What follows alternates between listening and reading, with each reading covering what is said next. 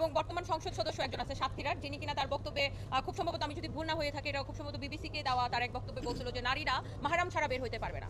তো আমরা কি এখনো সেই যুগে আছি যে নারীরা মাহারাম ছাড়া বের হইতে পারবে না, যেখানে নারীরা সব জায়গায় সব সেক্টরে নেতৃত্ব দিতে পারছে?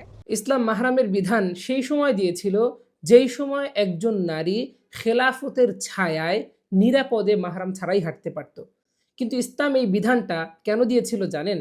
কারণ ইসলাম খুব ভালোভাবেই জানতো যে সামনে এমন একটা যুগ আসতে যাচ্ছে যেই যুগে স্বামীকে আটকে রেখে স্ত্রীকে সংঘবদ্ধভাবে ধর্ষণ করা হবে। সাফার জাহাঙ্গীরনগর বিশ্ববিদ্যালয়ে ডেকে এনে স্বামীকে হলের কক্ষে আটকে স্ত্রীকে সংঘবদ্ধ ধর্ষণের অভিযোগ উঠেছে। যেই যুগে মেয়ে সন্তান জন্ম নিলে তাকে জিন্দা দাফন করা হতো, সেই যুগে ইসলাম নারীকে দিয়েছে বহুমুখী সম্মান। ইসলামের নিকট একজন নারী অত্যন্ত বেশি মূল্যবান, তাই তাকে এমনভাবে আবৃত করে সযত্নে রাখতে বলা হয়েছে যেমনভাবে একজন মানুষ তার সবচেয়ে মূল্যবান জিনিসটাকে সযত্নে সংরক্ষণ করে। একজন নারীর জীবিকা নির্বাহের ক্ষেত্রে যেন কোনো কষ্ট না করতে হয়, তাই জন্মের পর থেকেই তার বাবার উপর তার পূর্ণাঙ্গ দায়িত্ব দিয়ে দেওয়া হয়েছে। বাবা না থাকলে ভাই, ভাই না থাকলে দাদা, দাদা না থাকলে চাচা, কেউ না থাকলে শাসকের কাছে ইসলাম তার দায়িত্ব দিয়েছে। বিয়ের পর তার পূর্ণ দায়িত্ব স্বামীর কাছে, স্বামী না থাকলে সন্তানের কাছে, কেউ না থাকলে শাসকের কাছে, যাতে সে কোনো ধরনের কষ্ট ছাড়াই জীবনযাপন করতে পারে। যেই ইসলাম নারীর ব্যাপারে এতটা ভেবেছে সেই ইসলাম ওল্ড। আসল বিষয়টাকে আমি বলছি।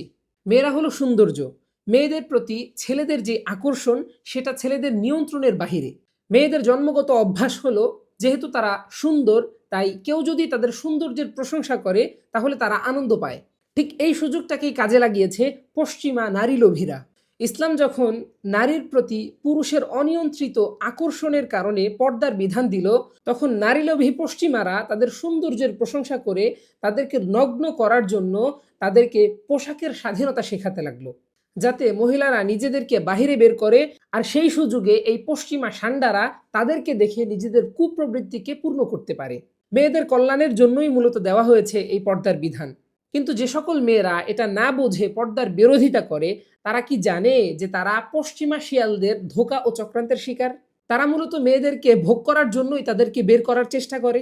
মেয়েদের পোশাকের স্বাধীনতা চাইতে দেওয়া এবং একটা শিশুকে পানি কিংবা আগুনের কাছে থাকতে দেওয়া একই কথা। মেয়েটা বুঝতে পারছে না যে চোখের মাধ্যমে তাকে ভোগ করার জন্য মরিয়া হয়ে আছে একদল শিয়াল। আর ওই শিশুটাও বুঝতে পারে না যে আগুন এবং পানি উভয়টাই তার জীবন নাশের কারণ।